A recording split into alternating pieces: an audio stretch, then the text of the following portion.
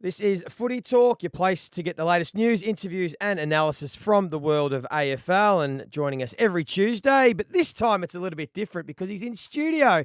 Hello, Rooey. Nice to see you in person. Straight off the top, how come you're back in Melbourne? Oh, it was Mother's Day on Sunday. So, flew in and...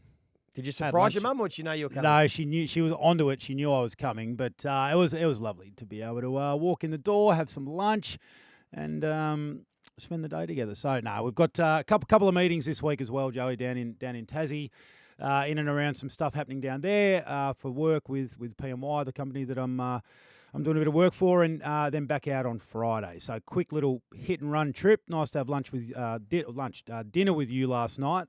A few of the old Saints boys, and Rossi stood us up. Yeah, he didn't make. He's got a bit on his plate. He stood us. I was wondering how long it was going to take for Rossi to flick back into old Rossi, and Yeah. I thought that might have been the moment, but you reckon it might have happened a few weeks ago? Maybe. Well, you don't think he could come relax and have a wine and a feed last night? He's got a bit to think about. No, it was. It's nice to see. And when you, just to clarify, business trip, Tassie, nothing to do with the Tasmania footy team, just more of a personal business adventure? A little bit of both. Right. A little bit of both. There you go. Yeah. Very good. Hey, nice to see you in person anyway. And you did go to Cobham Estate too as well for lunch, didn't you, on Monday? Well, you stood me up. That was I yesterday. couldn't make that. I had the kids. No, but it was good. Good day up there. I know a few of the guys had been up there the last few weeks, all the influencers, but it was just a little family lunch up there yesterday. Yeah, nice. Well, nice hit-run mission. Good to see you in person and looking forward to it. Hey, we get straight into our thought of the week that we like to look at from the weekend's footy. And I want to start, and I want to bring you into this one. My thought of the week straight away goes to the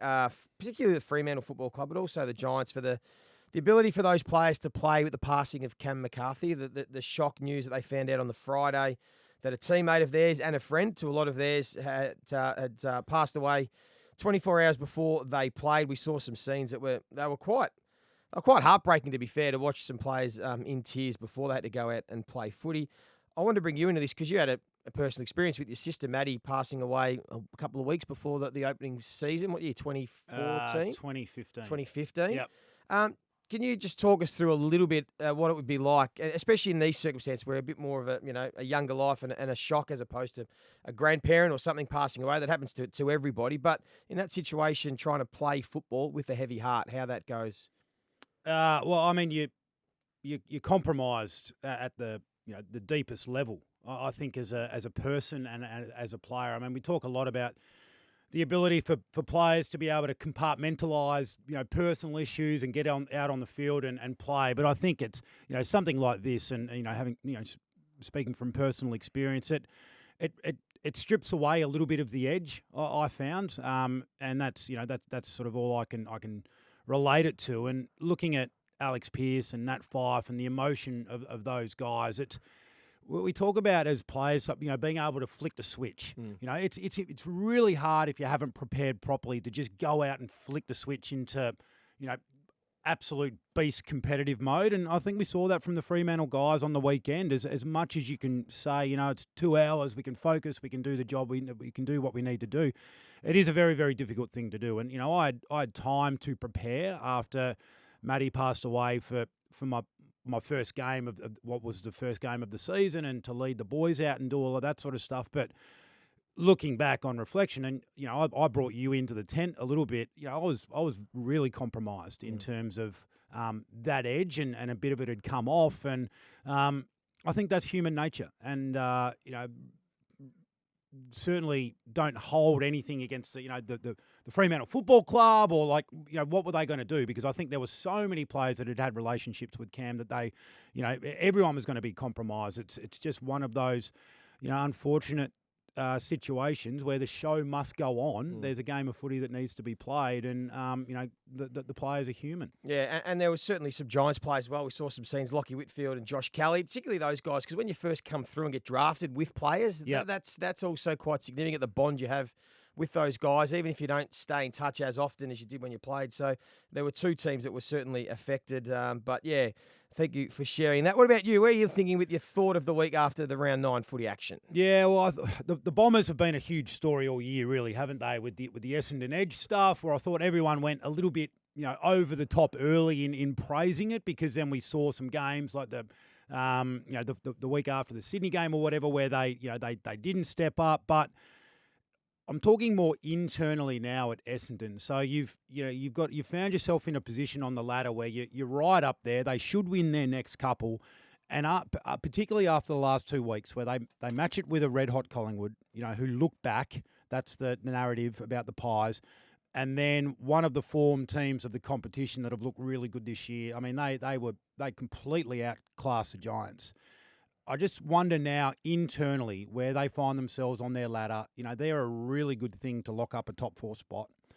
Whether those internal conversations start to change around expectation. What's possible for the group this year. And I think you've got to have them. I think, coming into the season... Can it be a distraction or can it be a motivation I think it can be a motivation. And what it can be is it can be affirming when the coach who's won premierships, who's been a part of probably a Brisbane team that in 2000, 2001, that period, surprised a lot of people and found themselves in a position where all of a sudden it's like, hey, guys, we can actually achieve something this year. If we keep up this form, if we really, truly start to believe, then we can achieve something special. So I think those conversations would be happening internally at Bomberland this week, just around recalibrating the expectations as to what's possible for this group. Yeah, it's exciting times. And they've built the list. It's probably another reminder for a lot of clubs to be patient in your rebuild. Like, there's been a lot of frustration with Essendon, the feeling they're coming, they're not. But sometimes, and I think we've mentioned this before with rebuilds, it takes longer than you think to get your high-end talent to a position where they are ready to perform week in, week out at a high level. Then you bring in your free agents and top up, which they did at the right time. I think by doing it at the start of this year, they've all been very important players. And now you can start to build. And you need to be a sustainable top 4 team. You need to have a list and a style of footy that's going to give you a chance year on year to be top 4 to then win the flag, because you can't just pinpoint and say, you got one season, this is your chance to win it. It feels like they've got to this point with the coach, the young list and those talented players, and now some free agents. Personally, I don't think they're ready to win it, but I think given the position that they're in, there is that responsibility to try and leverage the start to the year and the last couple of results to say, hey, use it to fuel the belief. So I think those conversations would be happening this week. What about another club at the other end of the spectrum, the Richmond Footy Club? We know how much change they've had at the top. So they've had a new president. Brendan Gale has now announced he's leaving. Of course, we know about Damien Harwick and Trent Cotchin and Cousin Jack have all moved on. There was a bit of feeling out with Richmond this year where they were going to be, because they still had enough talent on the list. They were trying to play some youngsters, a new coach, and they sort of didn't set themselves any limits. But as we've seen as the year's going on, they've had smashed by injury, but they're still trying to find some young players. And it just looks as if a little bit of the motivation of some senior players is wavering. If you're involved at the Richmond Footy Club, what would be your focus with this group? Well, we know that the celebration tour is over at Richmond, both figuratively in the pulling down of all of the past glory, and also that's the reality now as well. Clearly, the senior players have either been smashed by injury or their form has meant that they've been smashed on the field. I think it's a really, really precarious time for the Richmond Football Club, because we've seen it. We've seen teams throughout the competition. When you think your era is over, which it well and truly is, teams that cut hard, it rarely means that you can bounce back quickly. Yeah, not quickly. Not quickly. But we've also seen teams being able to reinvent themselves. And, Richmond was speaking about themselves as being like a Geelong, where we're not going to bottom out. We're going to find a way to rejuvenate, replenish and stay relevant. That at the moment looks like a bit of a pipe dream, particularly because some of the senior players that you need to lead the way aren't leading the way with their performance. So I think it really falls on Adem Yze as the senior coach. Like the CEO's leaving, so where his interests lie, clearly they're not with the Richmond Football Club. That's not to cast aspersion on Brendan Gale. He'll do the job to the absolute best of his ability, but he's not a part of the future anymore. So it's on Adem Yze. It's his team, it's his club to have those conversations with the senior players.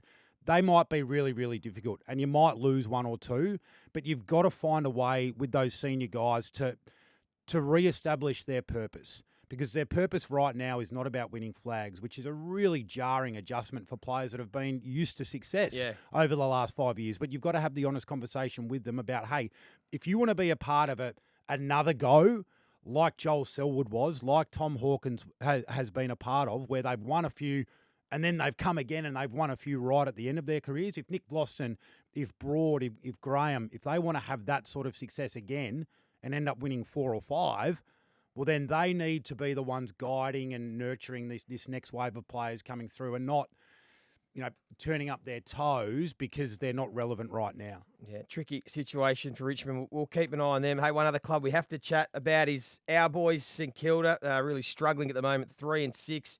Disappointing loss to Hawthorn. I want to ask you first about the conversation around Ross Lyon. First of all, using some grabs out of his press conference to say that he's making excuses for the team's performance. And secondly, the comments from a couple in the media saying that he's a bit of the darling, Ross, and no one's prepared to have a go at him about his coaching. What are your thoughts on those two elements? To unpack the first one, I mean, I went back and I watched that press conference in its entirety. Yeah. That was not an excuse-laden press conference. No, so to pull the grabs out, I think you need to listen to them in context. And I'm guilty of that as well. You hear the grab without actually doing the sort of the work to go back and listen to it in its entirety.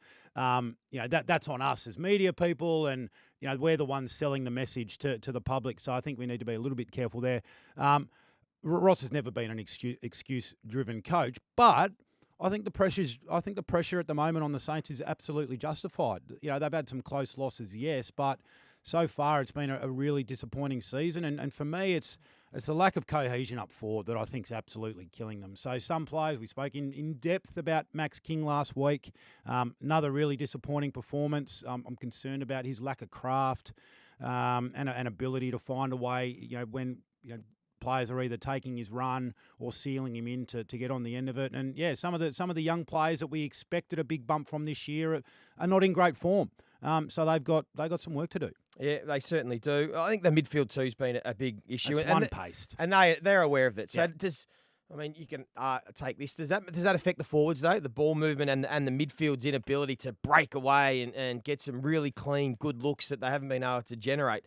Is that the chicken or the egg in regards to some of the forwards being out of form? Yeah, it's both. Yeah. It's for sure both. Like, you do rely at times on good ball movement, but guess what? There are also times where you actually just got to find a way to get separation and get in a position where the kicker you make it easy for the kicker.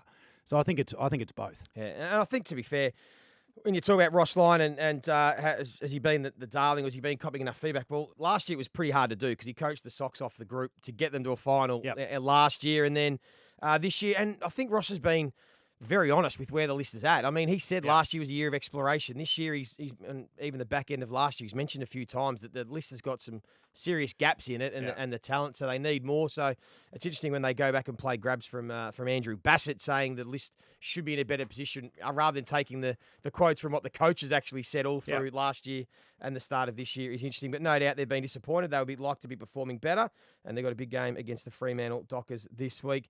Hey, we'll take a break because we want to come back and talk a bit more about what's been making news the last 24, 48 hours and play our own version of Real Talk Shit Talk. If you do have a question for us, make sure you jump on Instagram at Footy Talk _pod or on TikTok at Footy Talk Pod. You're listening to Footy Talk. If you're listening on Spotify, please hit the bell to be notified when we drop a new episode. I'm here with Nick Riewoldt. We're about to play a bit of Real Talk Shit Talk, where we look at what's making news and see whether we agree or disagree. Rooey, the new fixture drops today for the back end of the home and away season. There will be no more Thursday night footy after round 13 because the theory is that the blockbusters start to dwindle out.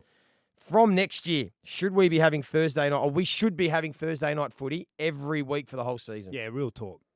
People watch it. So I think the networks would absolutely love it. Would they be watching it, though, if it's a bit more like this week it's Gold Coast Geelong? What else are you going to do? If it's Fremantle and playing the Gold Coast Suns, are we still going to watch Thursday night footy? Are more people going to watch Gold Coast Geelong on a Thursday night or on a Sunday afternoon?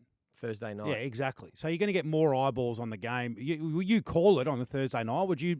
I would sit down and watch it, but I'm a footy head. I'll watch any game of footy. Yeah, well, so how many footy heads are out there? Lots. Exactly. People listen to this are footy heads. People are going to watch it. They'll watch that rather than, I don't know. I'm going to be careful. I don't want. Yeah, I know. I don't want to burn any network. Ron Iddle's cop show. Whatever it is. So yeah, I absolutely think Thursday should be a regular on the fixture. I mean, look, in the States, there is sport on every night, and if I'm on the it's awesome having something to watch every night. That's that's one of the great things about baseball being a 140 game season is every night you can watch your team play baseball. So yeah, Thursday nights are great. Do that for the fans. Hey Joey, Dylan Moore, our man Kano last night went with this one. Dylan Moore from the Hawks is the most tenacious player, pound for pound, in the game right now. Oh, I like it. Dylan Moore's a beauty. I'm a big fan of Dylan Moore and the way he plays. You can't say, though, he's the most tenacious player pound for pound. He's forgotten about Zachy Butters. There is no one more tenacious in the competition, pound for pound, than what little Zach Butters does on a weekly basis. Good one by Kano, but not that time, Zach Butters. Hey, ask about, well, we've got you. NT has been discussed as the 20th licence up in Darwin or the Northern Territory. They've done a bit of a feasibility. There's been some big names that have pushed it. Does it make sense that the Northern Territory gets the 20th AFL licence? I don't know. I don't know. Clearly, I'm not going to sit here and say no way. It's a stupid idea because I know how much work went into putting together the feasibility for the Hobart team. I mean, that was there have been a lot of false starts on Tassie getting a team. Yep. But the work that went into the feasibility around locating it in Hobart, what that would mean, all of the different financial, economic, retention, all of those different buckets of ramification and content. Boston Consulting Group did a lot of work on that. Colin Carter came down, with his background in feasibility, very, very well renowned. So, yep, put the task force together. Go down the path of working out the feasibility. All we see is the very high-level numbers and grabs. There is so much work that will need to go into it. I think it's a 2 to 3 year mission now. To even find out if it's even possible. I think so. I think so. So and that was the case with Tassie getting the Devils license approved. So yeah, great. Explore it. Absolutely, because if they can get it up and if they can make it stack up, well, then it would be great for footy in this country. Good one. Last one for you, Joey. Your man, Nick Daicos, 28 coaches' votes from 3 of his last 4 games, back-to-back 10s. Is he back to his best? He's back, baby. He's back in a big way. He's flying. He's like little Gary Ablett Jr. now with a bit more speed and pace, and it's phenomenal what he's doing. He's back to his absolute best. He's put Collingwood back on his shoulders and said, "Come, boys, let's get fair dinkum." He doesn't have to go. He's sidekick there at the moment. A few of his other boys, Pendles and Sidey, are getting a bit older and just doing their thing. But he's put them on his back and said, "Come on, let's get back into this season." I'm not accepting an average year, so great to see him at full flight. He's been awesome, and now just a permanent mid. Supplementary question: Pendles, assume this would be his last season. Darcy Moore's now been captain of a premiership team. How soon do you make the transition to Nick Daicos as captain? Oh, it's inevitable, but it doesn't need to be yet. Darcy Moore's doing a great job. Darcy Moore can have it for another 2 or 3 years, and then Nick's still only going to be 23, 24 years of age when he takes over the captaincy, and then he'll do it for 10 years. Yeah. So, his time will come. He just worries about getting a kick and winning at Brownlow and getting the Pies back into the top 4 and having another crack at a flag. Hey, great to see you in person. Thank you, nice to see you, for mate. joining us. I know you got a busy few days, so appreciate you popping in. Tomorrow, Abby Holmes will be with Jack Heverin to take a look at it from a player's point of view. But until then, enjoy your Tuesday. Cheers for watching Footy Talk. New episodes with Rooey and I every Tuesday.